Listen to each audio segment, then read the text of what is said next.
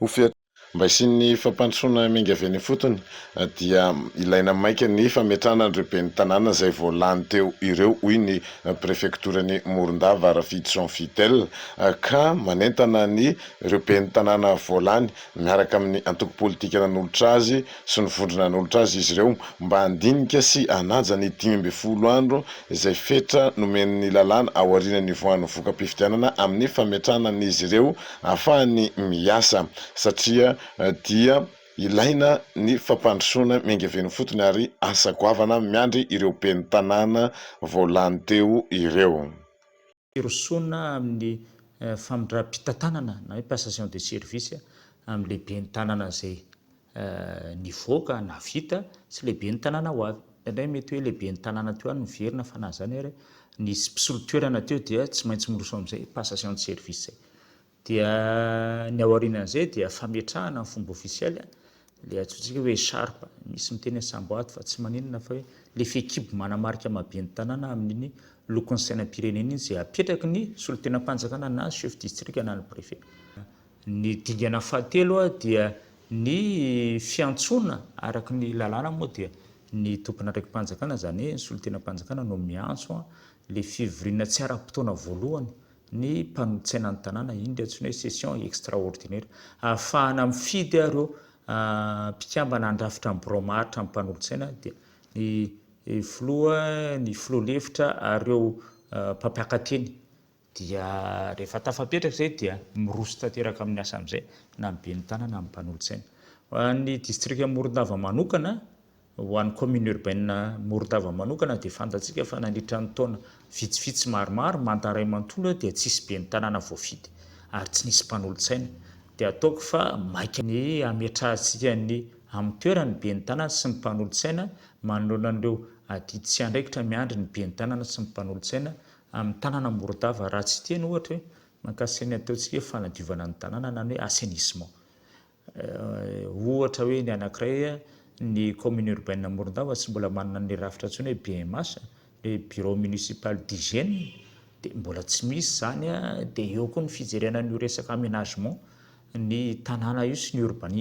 urbanisme zany plan d'urbanisme io ahoana ny fanarahana an'io fanarahana hoe ahoana ny endrikendriky ny tanàna ny resaka salubrité publique efa mifandray amin'ny resaka BMH ihany sy ny resaka voario ohatra ny fitantanana ny fako satria olana amin'ny tanàn-dehibe rehetrarehetra mihitsy saikeran-tany fa eto Madagasikara ny tenenina dia io fitantanana ny resaka fako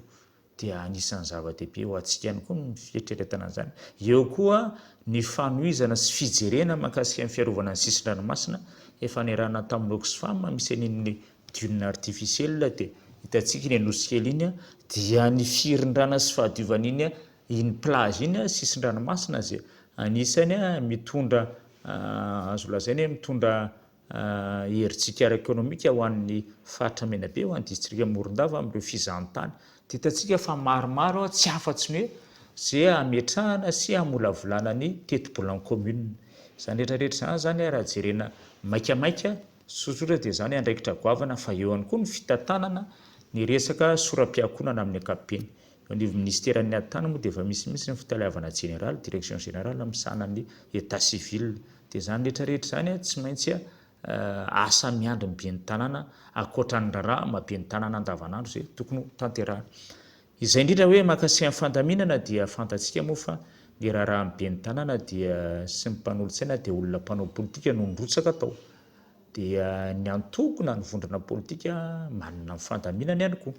fa ny andraikitry ny solotenam-panjakana zany dia araky ny faritan'ny lalàna dia ao anatin'ny 5 andro ampahalalan'ny tribunal administratif an'le voka-pifidianana dia tokony ny tafapetraka zay ny tenenina teo zao dia ataoko fa tsy ho ela dia iroso amin'izay fandaminana maro samihafa zay fa raha ny anivon'ny préfecture dia efa vonona koa natanteraka an'izay andraikitra zay fa ny fandaminana moa dia tsy maintsy miainga amin'izareo ben'ny tanàna sy mpanolotsaina lany. Tsy ben'ny tanàna natoko na mpanolotsaina natoko ireo voalany tamin'ny fifidianana notanterahana teo hoy ny préfecture-ny Morondava fa ben'ny tanàna an'ny tanàna ary mpanolotsaina an'ny tanàna.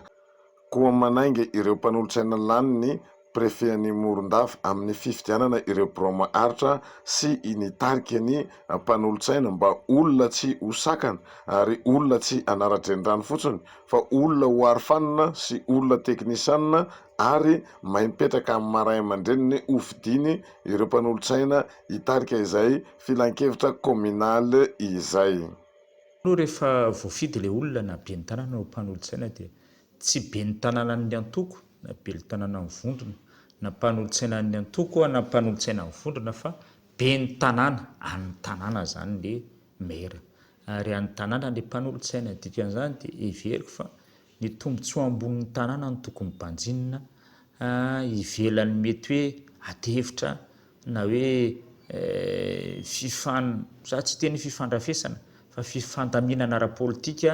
na hoe paipaika politika maro samihafa dia ataoko fa ny tombotsoa an'ny tanàna aloha ny tokony jerena. Ary zay le mahakasika ny mpanolontsaina tsy zava-be raha profil olona tokony hitantana ny mpanolontsaina ny tanàna zany dia voalohany tokony olona afaka hipetraka amin'ny toerana ray aman-dreny. Tokony ihany koa mahafeny lafiny teknika ihany koa satria ao amin'ny mpanolontsaina angeny teny voahan'ny fanapahan-kevitra ho tanterahan'ny be ny tanàna ohatra hoe raha mahakasika hoe mieritreritra jumelazy ohatra hoe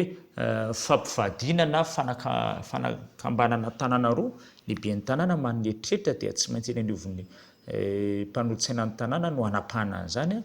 mitovy amin'ny hoe anapahana mahakasika ny teti-bola na ireo fanapahan-kevitra goavana mahakasika ny tanàna eny hatramin'ny hoe fampidirana piasa na mety hoe fanalana piasa ohatra dia eny amin'ny mpanolontsaina ny tanàna no anapahana an'izany. Mahakasika ny mety hoe fanavoazana ny tanàna ohatra hoe nesaka urbanisation ny tanàna dia eny amin'ny mpanolontsaina no anapahana an'izany. Ka everiko hoe tokony olona mafy tsara ny lafiny teknika eo raha teo ny lafiny politika satria mpanao politika aloha le olona mirotsaka.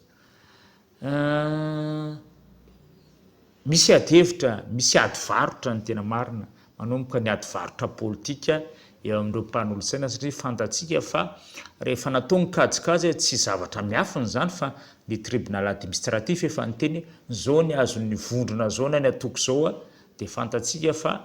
misy loha manina maronisa nefa fa raha oharina amin'ny isan'ny mpanolontsaina ny isan'ny mpanolontsaina ny tanàna ho an'ny commune urbaine Morondava dia 13. Hitantsika amin'izany hoe ahoana zany mety fizaran-kery sy fifantantsan-kery ary eo ny tiako hisarana ny saintsika rehetrarehetra hoe voalohany ny olona mpanolontsaina dia tokony afaka mijery ny tombotsoa tsy sanatria hoe sakana ary eo no hitandremana tsara mba tsy ho sakana ho an'ny be ny tanàna ny mpanolontsaina na hoe mametraka karazana vato misakana fa nefany koa tsy tokony hoe manara-drenin-drano any koa fa tokony afaka mipetraka tsara amin'izay mpanolontsaina manolotra saina ny commune tena zay mihitsy ny heviny. Fa eo koa karazany arofanina dia izay tsy maintsy jerenareo mpanolontsaina eo hoe sady tsy ho sakana nefa arofanina any koa dia zay mahasaribady dia ataoko fa zay olona tena mafy an'izany no mendrika hipetraka eo ary zay olona mafy an'izany ny ataoko hovidin'ireo mpanolontsain'ireo dia ataoko fa ny tombotsoa ny tanàna ny tena tokony ho banjinina anatin'izy.